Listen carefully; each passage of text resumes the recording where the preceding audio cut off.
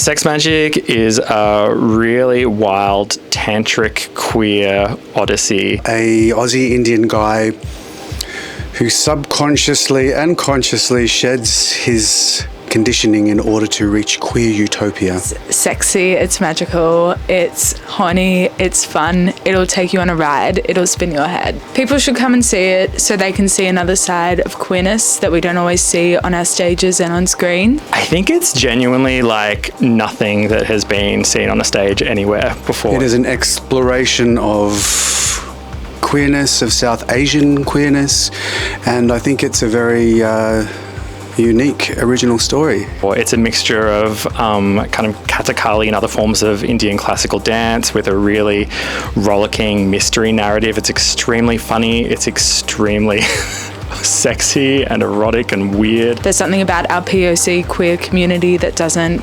often see the light, so for them to take up that space is quite important. The performers are exceptional. Anyone really who's struggling with any sort of identity, not just queerness, just a sense of belonging, you can come find that in this show.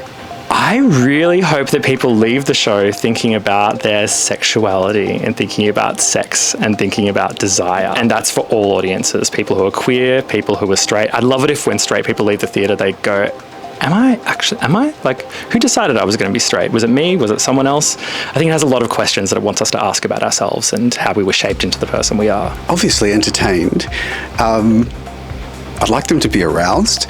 I'd like them to be challenged. And if they're challenged, I'd like them to question why they're challenged. It is a confronting story, and it's a confronting play, and it's an erotic play. So if they're challenged by it, I'd like them to question why. There's a freedom in accepting who you really are, and there's a freedom in being unashamed of who you are. There's a power in that freedom, and that allows you to live your life to its fullest. So I feel maybe coming to this work, hopefully you will place yourself in the work and then go out the door and say, this is it, it's the start of the rest of my life.